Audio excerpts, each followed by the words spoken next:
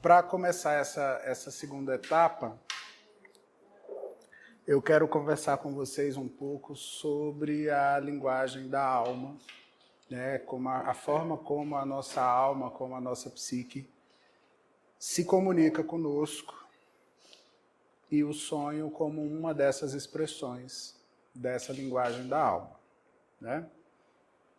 O Jung, ele fala que o sonho, ele não nos insinua nada. Ele fala que o sonho transmite diretamente os conteúdos que precisam ser transmitidos. Ele é um dos produtos da realidade objetiva da psique. Ele não faz curva. Ele fala o que precisa falar. Só que ele tem, nessa lógica própria do sonho, ele tem uma linguagem que é uma linguagem particular, que não é a linguagem que nós estamos acostumados a tratar na consciência. E que muitas vezes nós somos tão desacostumados a essa linguagem a ponto de acharmos que os sonhos não têm sentido, que o sonho não diz nada, ou que o sonho é uma invencionice, uma maluquice. A coisa que eu mais escuto é as pessoas falando que tiveram um sonho muito maluco. E aí, quando a gente começa a olhar para o sonho e a conversar sobre o sonho, a gente vê que a tal da maluquice do sonho era muito menos maluca do que as definições que o próprio ego traz para os acontecimentos, né? Então, mas é algo que a gente precisa, de fato, desenvolver, porque nós estamos bem desacostumados a olhar com o olhar que o sonho nos exige ter, para conseguirmos ter com ele algum diálogo, né? Apesar de não ser difícil. É fácil, a gente só não está acostumado. A linguagem do sonho é a linguagem do como se. As coisas do sonho não são o que são. Elas são como se fossem. Né?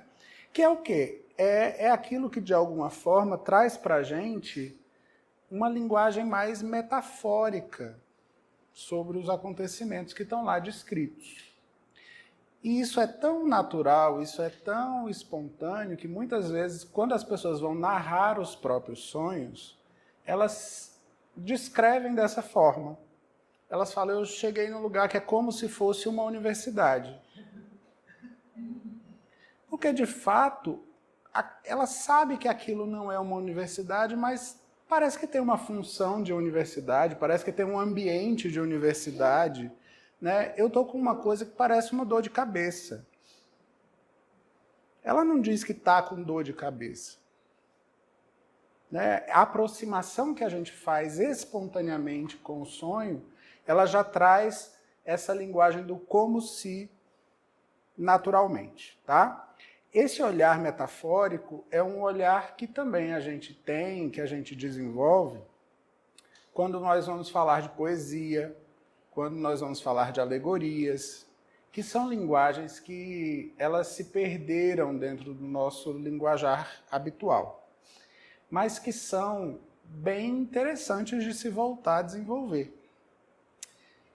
Isso se perde muito porque nós temos uma tendência, uma cobrança do mundo prático a literalizarmos tudo, a sempre termos explicações que são lógicas, concisas e diretas, né?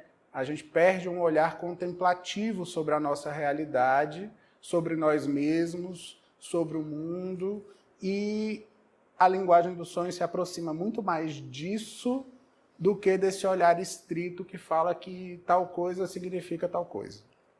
Que a resposta de uma determinada pergunta deve ser essa.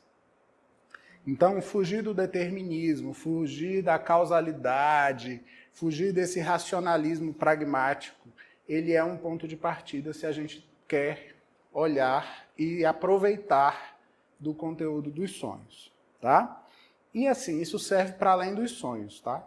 Particularmente, eu acho que se a gente consegue desenvolver essa linguagem para olhar para os acontecimentos da vida, não é só não é Poliana moça, não. É a gente conseguir aproveitar mais da vida, porque a gente começa a fazer leituras em diversas camadas do que antes a gente só viu que estava mostrado. Então vale a pena a gente brincar com isso. E brincar mesmo, sabe? Brincar no sentido de olhar com um olhar mais lúdico, menos duro. Atribuir significados sem precisar fechar numa denominação, numa coisa que seja determinada e tal. Isso faz com que a gente tenha um diálogo mais franco com os nossos afetos e também aprofunda muito a nossa realidade.